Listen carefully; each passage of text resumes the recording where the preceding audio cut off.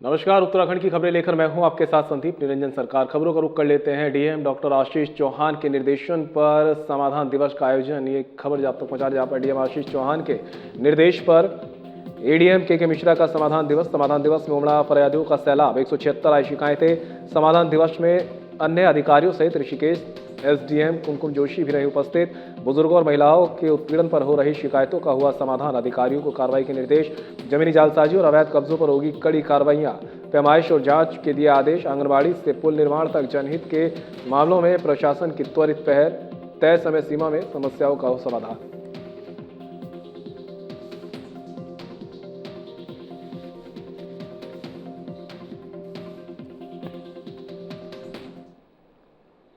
Cabinet मंत्री गणेश जोशी ने मसूरे स्थित राधा कृष्ण मंदिर परिसर में सेवा, सुशासन और समर्पण, जन जन की सरकार, जन जन के द्वार कार्यक्रम के अंतर्गत आयोजित बहुउद्देशीय शिविर में प्रतिभाग किया। इस अवसर पर उन्होंने विभिन्न विभागों द्वारा लगाए गए स्टॉलों का अवलोकन कर संचालित जन कल्याणकारी योजनाओं के लाभार्थियों को लाभ सामग्री वितरित की। शिविर में बड़ी संख्या में पहुंचे क्षेत्रवासियों की समस्याओं को सुनते हुए कैबिनेट मंत्री गणेश जोशी ने अधिकांश शिकायतों का मौके पर ही निस्तारण कराया। शेष मामलों के त्वरित समाधान के लिए संबंधित अधिकारियों को आवश्यक निर्देश दिए। मंत्री गणेश जोशी ने कहा कि राज्य सरकार अंतिम छोर पर खड़े व्यक्ति तक योजनाओं का लाभ पहुंचाने के लिए प्रतिबद्ध है और सेवा पखवाड़ा इसी संकल्प को साकार करने का माध्यम है। मंत्री गणेश जोशी ने वन विभाग के अधिकारियों को निर्देशित किया कि क्षेत्र में जो पेड़ सूख चुके हैं अथवा लोगों के लिए खतरा बन चुके हैं, उनकी प्राथमिकता के आधार पर लॉपिंग और आवश्यक कार्रवाई सुनिश्चित की जाए ताकि किसी भी प्रकार की दुर्घटना की आशंका न रहे। उन्होंने समाज कल्याण विभाग के अधिकारियों को 2 दिन मसूरी में कैंप लगाकर पात्र लोगों को योजना का लाभ प्रदान करने के निर्देश दिए।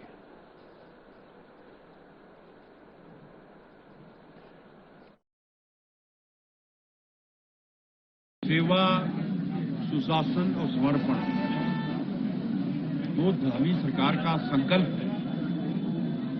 धामी जी को मुख्यमंत्री के रूप में काम करते हुए 5 साल पूरे हुए और 5 साल के अंदर लगातार जनता के बीच में जाकर जनता की समस्याओं का समाधान धामी सरकार कर रही है। आज यूसीसी लागू करने वाला देश का पहला राज्य उत्तराखंड बन गया है, जो औरों के लिए नजीर बन गया है। आज सख्त नकल कानून लागू करने वाला राज्य उत्तराखंड बना है, जो औरों के लिए नजीर बन गया है। धर्मांतरण कानून, दंगा विरोधी कानून, 34,000 लोगों को इन 5 सालों में नियुक्ति मिली है। और सबसे बड़ी बात, एक संवेदनशील सरकार का परिचय। देखिए, आपदा को कोई रोक नहीं सकता, लेकिन आपदा के बाद जब सरकार के मुख्यमंत्री, सरकार के मंत्री, सरकार के चेयरमैन, सरकार के अधिकारी जब जनता के बीच में होते हैं तो लगता है जनता की सरकार हमारे साथ है। ये काम पूरी ईमानदारी से हमारी सरकार कर रही है। विधानसभा अध्यक्ष ऋतु खंडूड़ी भूषण ने तहसील सभागार कोटद्वार में विभिन्न विभागों के अधिकारियों के साथ वर्षा ऋतु से पहले आपदा प्रबंधन और सुरक्षा व्यवस्थाओं की विस्तृत समीक्षा बैठक की। बैठक में मानसून के दौरान संभावित आपदाओं, जलभराव, भूस्खलन, संक्रामक रोगों और जन सुविधाओं से जुड़े विषयों पर विभागवार तैयारियों का जायजा लिया। साथ ही अधिकारियों को आवश्यक दिशा निर्देश दिए। ऋतु खंडूड़ी ने कहा कि मानसून के दौरान आमजन की सुरक्षा और सुविधाएं प्रशासन की सर्वोच्च प्राथमिकता होनी चाहिए। सभी विभाग आपसी समन्वय के साथ कार्य करते हुए संभावित आपदाओं से निपटने के लिए पहले से ही पूरी तैयारी सुनिश्चित करें। उन्होंने स्पष्ट किया कि जनहित से जुड़े कार्यों में किसी भी प्रकार की लापरवाही स्वीकार नहीं की जाएगी।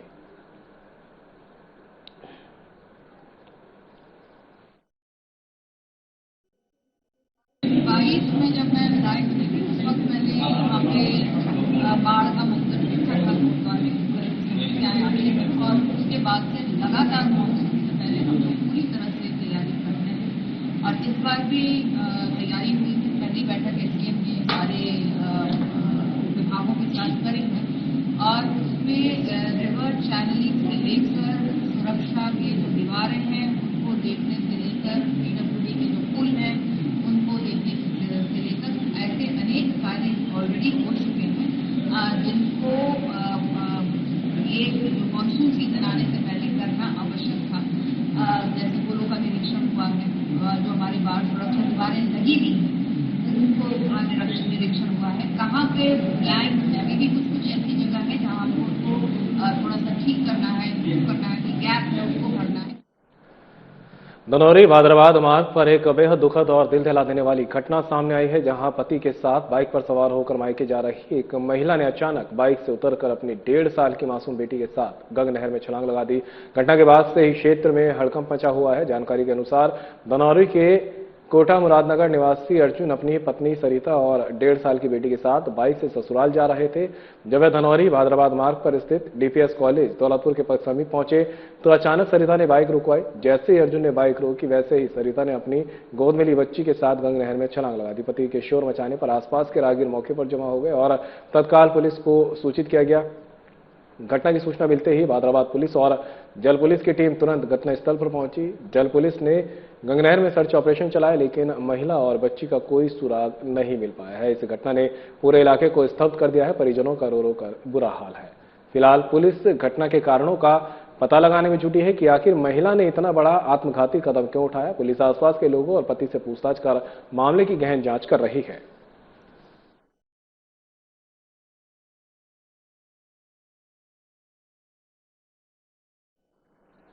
लंबे वक्त से नैनीताल जनपद में ऑपरेशन प्रहार चलाया जा रहा है, जिसके तहत वरिष्ठ पुलिस अधीक्षक नैनीताल डॉक्टर मंजुनाथ टीसी के निर्देशन में कालाडूंगी के बाद रामनगर भी 2 स्मैक तस्करों को गिरफ्तार किया गया है। पुलिस टीम क्षेत्र में सघन चेकिंग अभियान चलाया जा रहा था। चेकिंग के दौरान hill town hotel Kashipur Ramnagar road पर एक संदिग्ध मोटरसाइकिल को रोककर चेक किया गया। तलाशी के दौरान बाइक के वाइजर से पन्नी में रखी 7.34 ग्राम अवैध स्मैक बरामद हुई है। पूछताछ में बाइक सवार दोनों आरोपियों ने बताया कि वे स्मैक काशीपुर से खरीद कर लाए थे, जिसका कुछ हिस्सा स्वयं सेवन करते थे और शेष अधिक कीमत पर बेचते थे। आरोपियों के खिलाफ एनडीपीएस एक्ट के तहत मुकदमा दर्ज किया गया है। गिरफ्तार दोनों आरोपी रामनगर के रहने वाले हैं।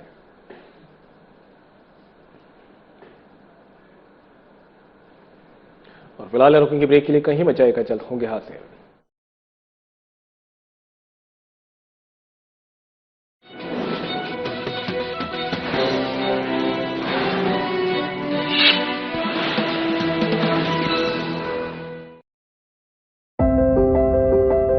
Schools, infinite possibilities.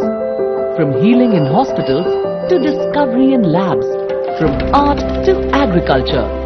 This is more than a campus. This is where futures begin. Shri Guru Ram Rai University, where dreams take flight. Admission open for 2026.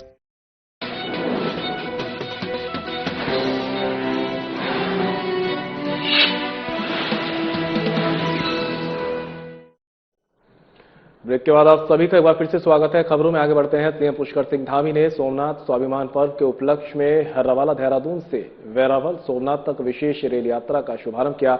आइए अब आपको सीधे लिए चलते हैं रेलवे स्टेशन हर्रावाला देहरादून, जहां सीएम धामी कार्यक्रम में उपस्थित श्रद्धालुओं को संबोधित कर रहे हैं।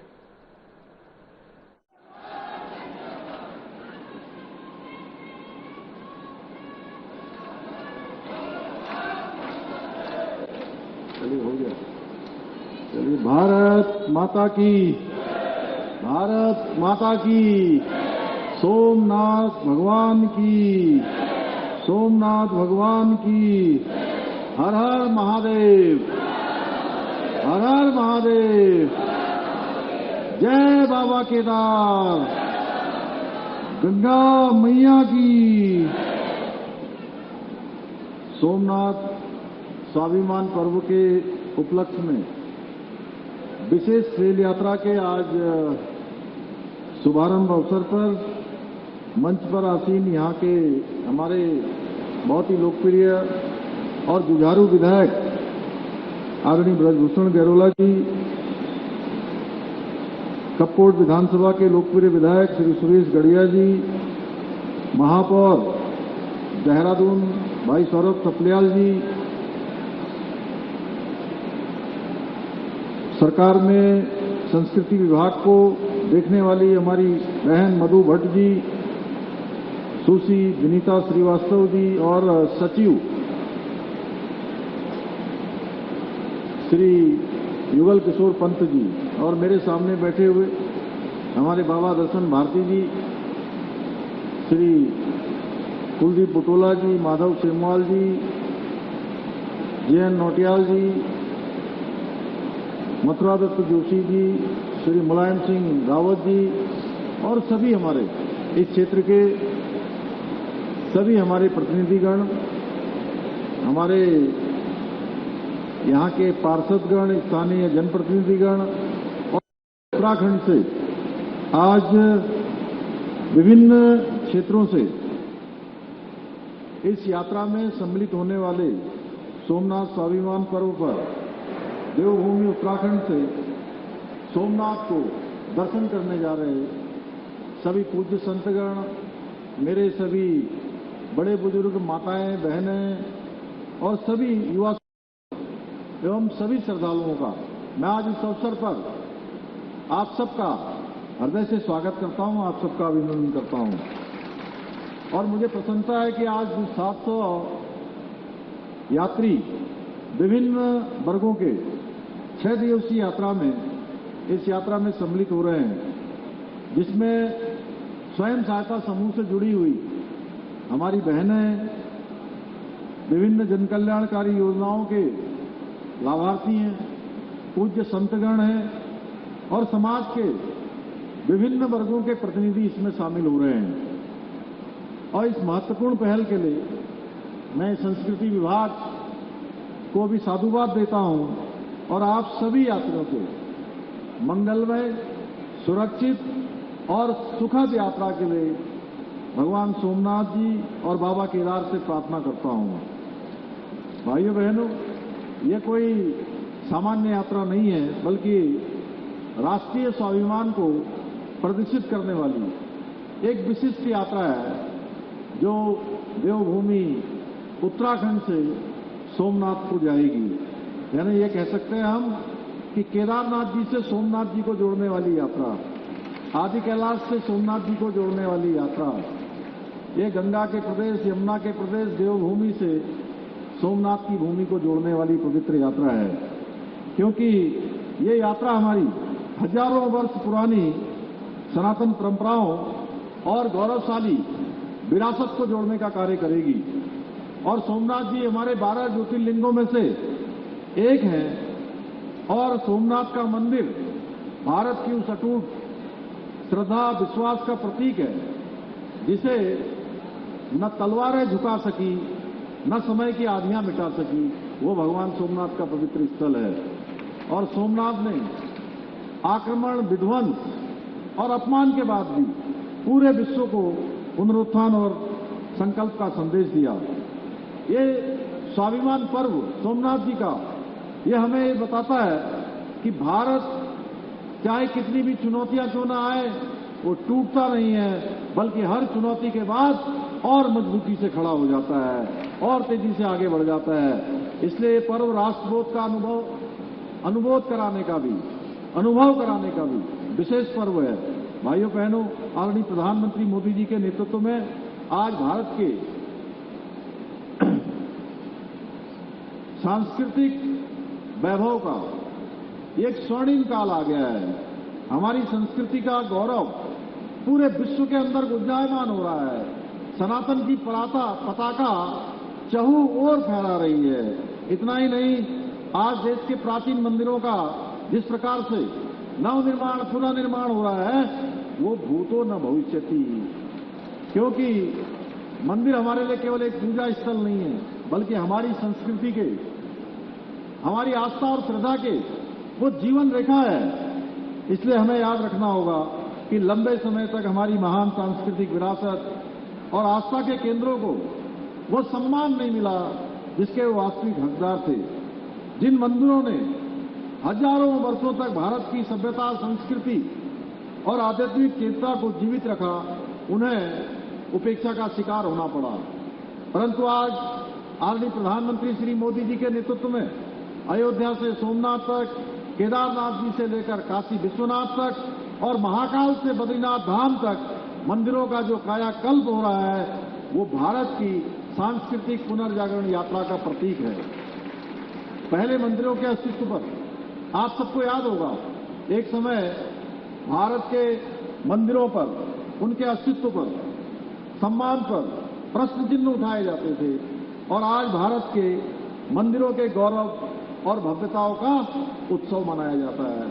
जब मैं यहां आया सच में मैं आप सबको देखकर आप सब इतने जोश से नारे लगा रहे थे, इतने प्रफुल्लित थे।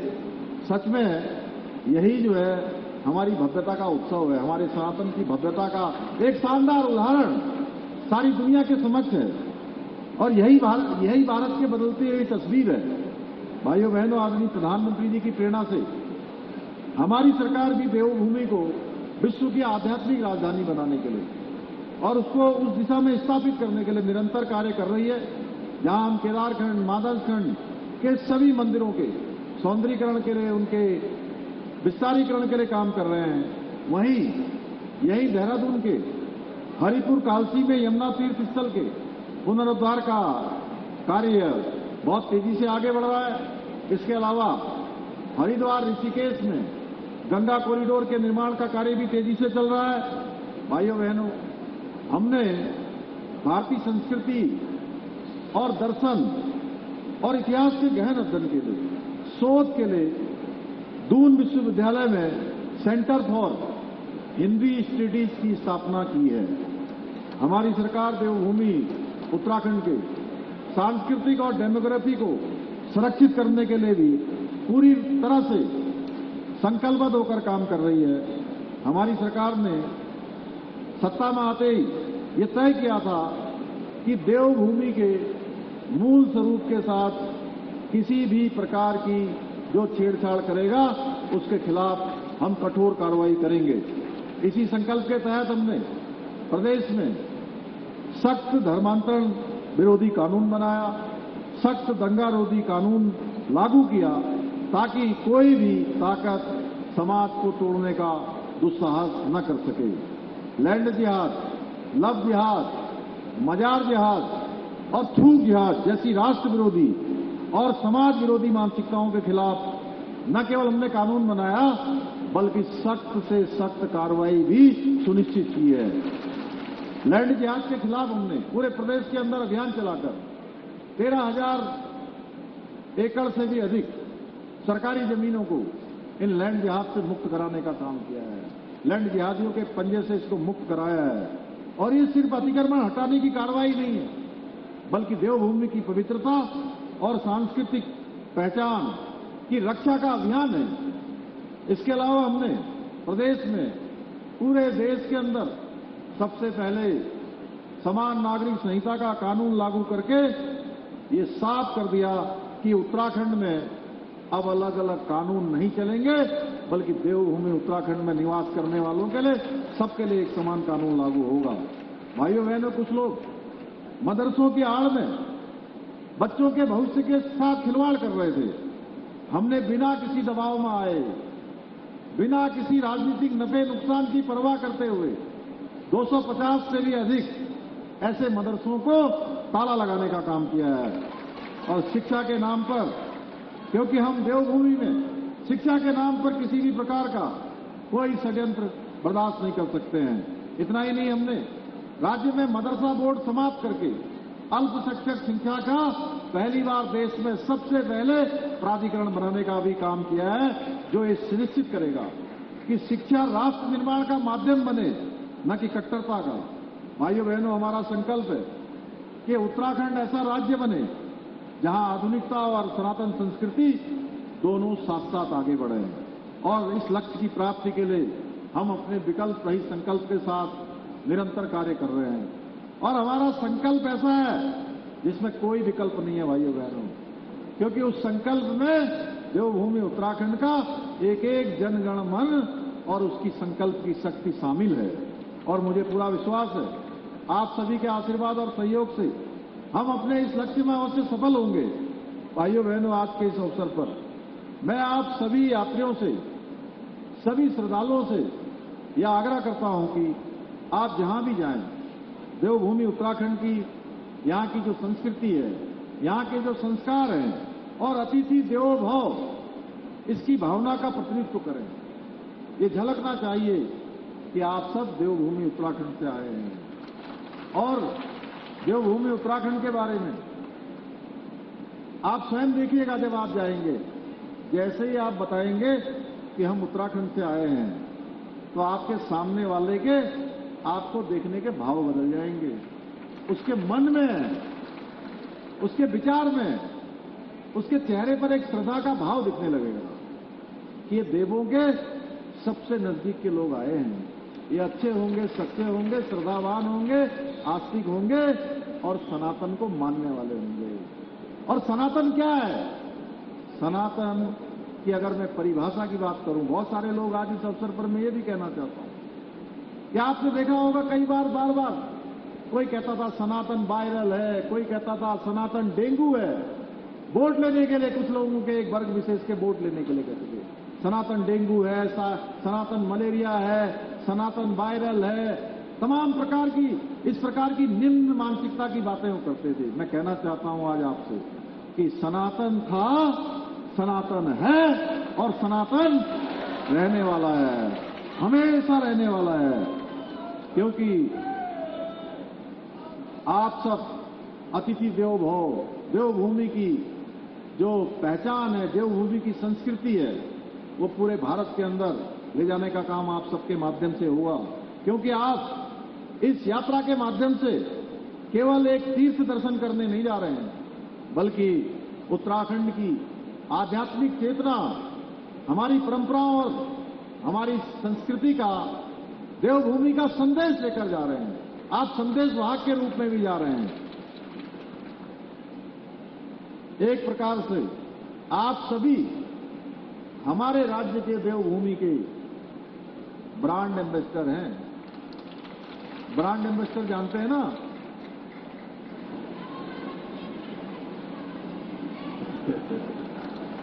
इसलिए अपने आचार से, विचार से, व्यवहार से, अपनी सादगी से, अपनी सच्चाई से, अपनी ईमानदारी से, अपनी सरलता से आपने सभी ने अपनी यात्रा के दौरान विशेष ध्यान रखना होगा।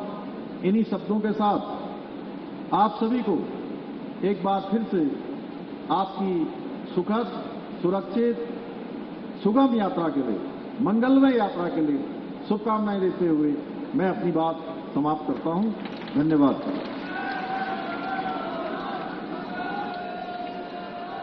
बहुत बहुत धन्यवाद माननीय मुख्यमंत्री जी, और आपकी ही प्रेरणा है, आपका ही मार्गदर्शन है।